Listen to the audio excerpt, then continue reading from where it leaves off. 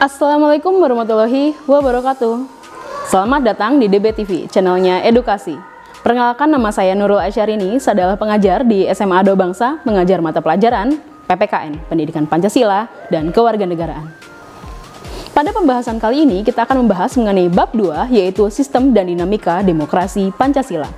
Di pembahasan pertama, yaitu pembahasan mengenai hakikat demokrasi. Yang paling pertama kita akan bahas, yaitu mengenai makna demokrasi. Yuk, langsung aja ke pembahasannya. Makna demokrasi. Sebelumnya, Ibu akan kasih contoh. Pernah nggak kalian melaksanakan demokrasi di sekolah kalian?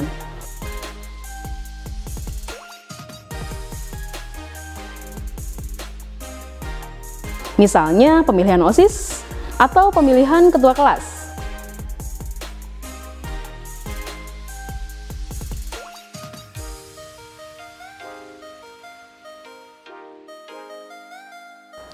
Atau kalian pernah melihat di masyarakat, seperti halnya pemilu raya, pemilu pemilihan Presiden Republik Indonesia. Sudah berumur 17 tahun, berarti kalian sudah bisa memilih yang namanya presiden.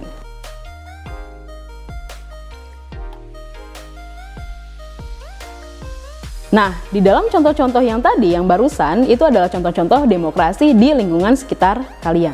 Demokrasi tertuang di dalam sila keempat, yaitu kerakyatan yang dipimpin oleh hikmat kebijaksanaan dalam permusyawaratan perwakilan.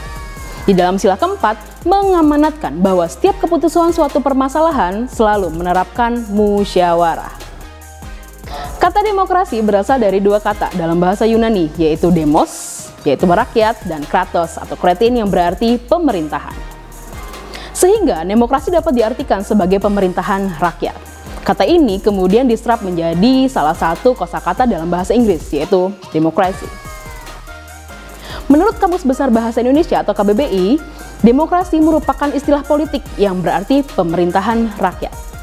Nah, kenal siapa dia? Yang sudah belajar sejarah dengan baik pasti kenal siapa dia. Ya, betul, Abraham Lincoln. Dalam pandangan Abraham Lincoln, demokrasi adalah suatu sistem pemerintahan dari rakyat, oleh rakyat, dan untuk rakyat. Nah, di dalam penerapannya, demokrasi di Indonesia didasari oleh sila keempat, yaitu kerakyatan yang dipimpin oleh hikmat kebijaksanaan dalam permusyawaratan perwakilan, dan dijiwai oleh sila ketuhanan yang Maha Esa, kemanusiaan yang adil dan beradab, persatuan Indonesia, dan keadilan sosial bagi seluruh rakyat Indonesia.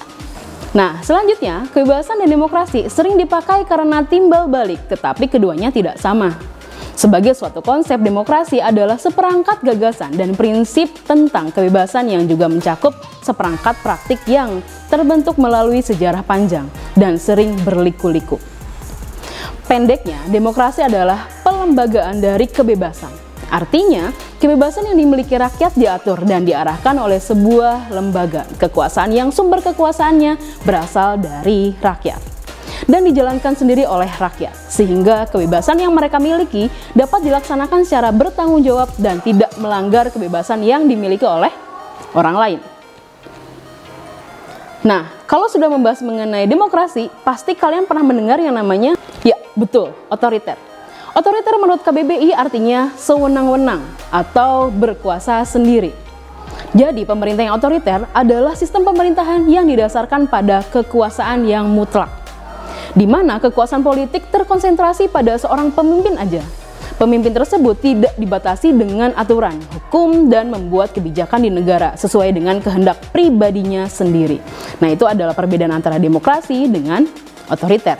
Nah, berbicara mengenai demokrasi dan otoriter, yuk sama-sama cari tahu negara-negara mana sih yang menganut sistem demokrasi dan juga sistem yang otoriter. Yuk, kerjakan kolom di sebelah ini. Apakah dapat dipahami? Sampai jumpa di part 2, di mana di part 2 nanti kita akan membahas mengenai perincian lebih rinci mengenai demokrasi dan klasifikasi demokrasi. Kalau ada yang ingin ditanyakan atau tidak dipahami, silahkan tulis di kolom komentar. Jangan lupa untuk like, komen, subscribe, dan share ke semua orang yang kalian kenal agar tidak ketinggalan informasi-informasi di Doa Bangsa TV. Cukup sekian pembahasan kali ini, sampai jumpa di part yang kedua. Wassalamualaikum warahmatullahi wabarakatuh.